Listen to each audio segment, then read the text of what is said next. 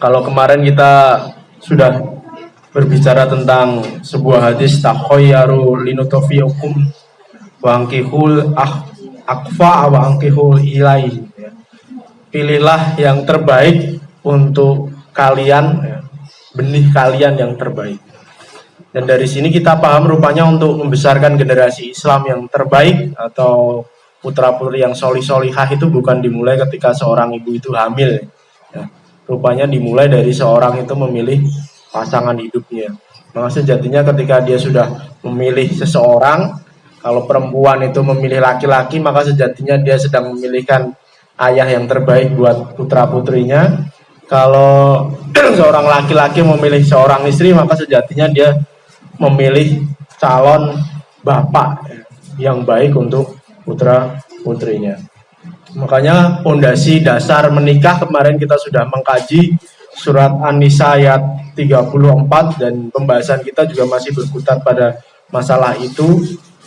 Ketika Allah mengatakan berfirman ar-rijalu qawwamuna 'alan nisa bima faddalallahu ba'dahum 'ala ba'd wa bima anfaqu min amwalihim fassolihatu qanitatun hafidhatul ghaib bima hafidhallah.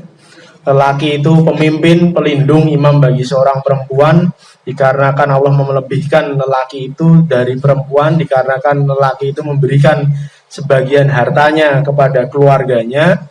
Dan perempuan yang soleh adalah yang taat kepada Allah dan taat kepada suami dan memelihara dirinya ketika suaminya nggak ada karena Allah telah menjaga dirinya.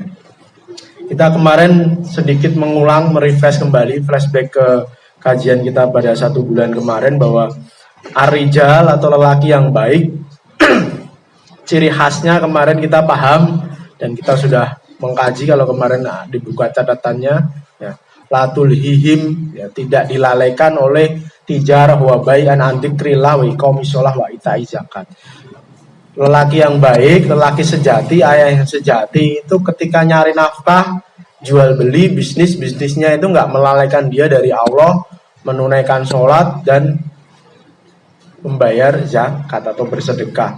Itu lelaki sejati. Dan dari sini kita paham memang fitrah seorang lelaki itu pasti nyari duit, nyari nafkah. Maka kalau kemarin sering saya sampaikan kalau terbalik nih rumusnya, lakinya di rumah ngurusi anaknya, istrinya yang bekerja, wah makanya masalah besi rumah tangga itu karena kebalik. Makanya An-Nisa 35-nya menyampaikan wa in khiftum shiqaqa bainihima fab'atsu hakaman min ahlihi wa hakaman min ahliha. Dan jika kamu khawatir terjadi persengketaan antara keduanya, maka kirimkanlah seorang juru damai dari keluarga lelaki dan seorang juru damai dari keluarga perempuan. Makanya seolah-olah An-Nisa ini 35 ini berbicara tentang apa? Tentang keretakan sebuah rumah tangga. An-Nisa 35 itu.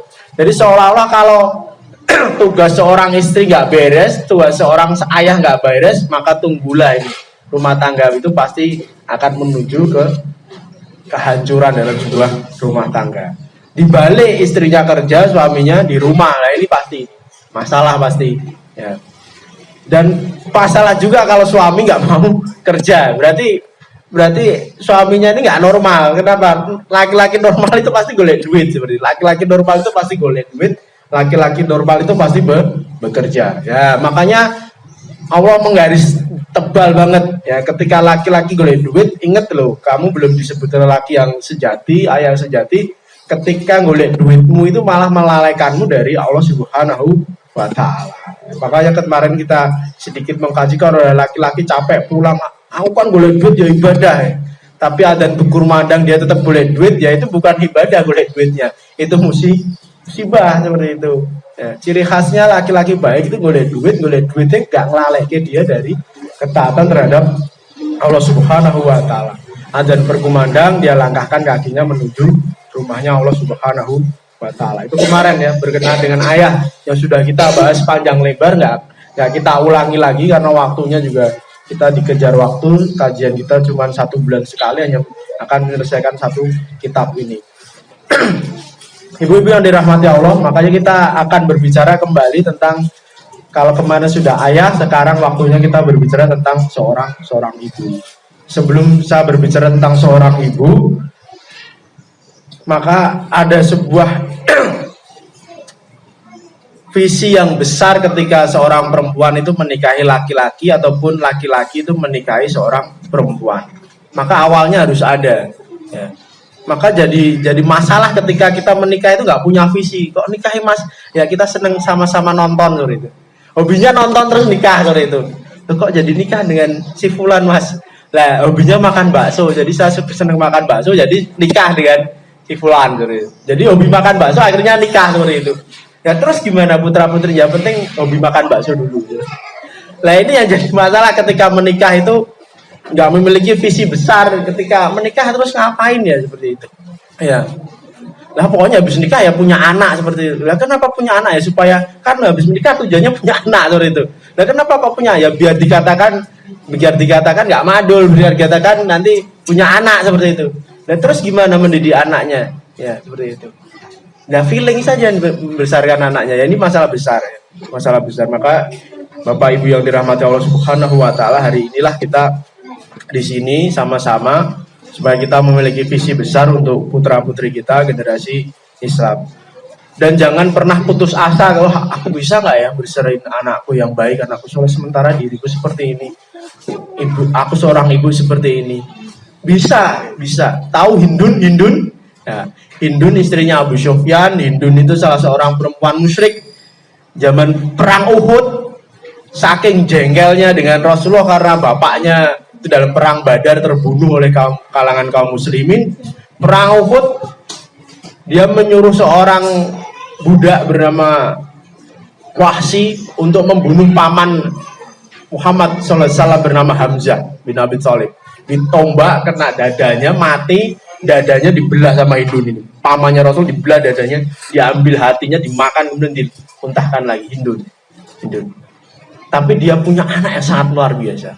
Ketika Fatu Mekah, penaklukan kota Mekah, pada saat itulah seluruh kaum musyrikin diampuni oleh Allah. Salah satu perempuan itu bernama Hindun, seorang ibu bernama Hindun. Dia bertobat terus luar biasa.